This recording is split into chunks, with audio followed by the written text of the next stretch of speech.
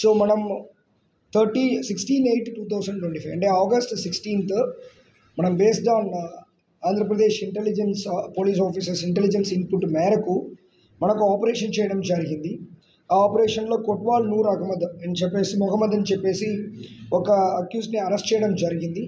దేని బేస్ చేసుకుని అరెస్ట్ చేశామంటే జైసీ మొహమ్మద్ అనే ఇంపార్టెంట్ పాకిస్తాన్ ISI గ్రూప్తో పాటు వాళ్ళు టచ్లో ఉన్న బేస్డ్ ఆన్ ఎవిడెన్స్ మేరకు ఆ వ్యక్తిని 16/8/2025 మనం అరెస్ట్ చేసి 170/25 అనే కేసుని మనం ధర్మవరం 1 టౌన్ పోలీస్ స్టేషన్లో రిజిస్టర్ చేయడం జరిగింది.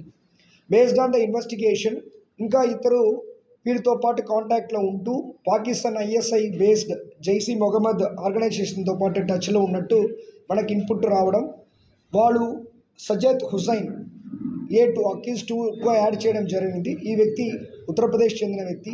మూడవది మనకి తఫీక్ అలాం షేక్. సో ఈ వ్యక్తి మెలగోవన్ మహారాష్ట్రకు చెందిన వ్యక్తి. వీళ్ళు ముగ్గురు కూడా మన Pakistan based ISI terrorist group band organisation Jaish మొహమ్మద్తో పాటు టచ్లో ఉండడం అనేది మనకి ఐడెంటిఫై చేశాము. దాంట్లో ఈ A2 A3 ఇద్దరిని కూడా SDPO ధర్మవరం టీంతో పాటు మనం ఉత్తరప్రదేశ్కి ఒక టీము, తర్వాత మహారాష్ట్రకు ఒక టీం పంపించడం జరిగింది.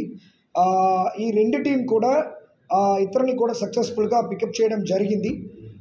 దీంట్లో సజ్జద్ హుసైన్ అనే వ్యక్తి దగ్గర ఈ సింగిల్ లాంగ్ బ్యారెల్ గన్ని కూడా మనము సీజ్ చేయడం జరిగింది. ఈ పర్టికులర్ గన్ కూడా జిహాద్ బేస్ చేసుకొని వాడడానికైనా ఎవిడెన్స్గా మనకు దొరకడం జరిగింది. దాంతోపాటు అమ్యునిషన్స్ కూడా సీజ్ చేశాము. వీళ్ళ దగ్గర నుంచి మొబైల్స్ కూడా సీజ్ చేయడం జరిగింది.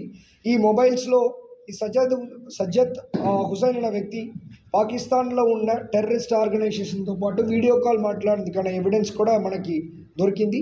సో వాళ్ళని ఇతరుని అక్కడ ప్రాపర్గా ట్రాన్సిట్ రిమాండ్లో ఇక్కడ మన కోర్టు దగ్గర ప్రొడ్యూస్ చేయడం అనేది జరుగుతాయి ఈ ప్రెస్ మీట్ తర్వాత.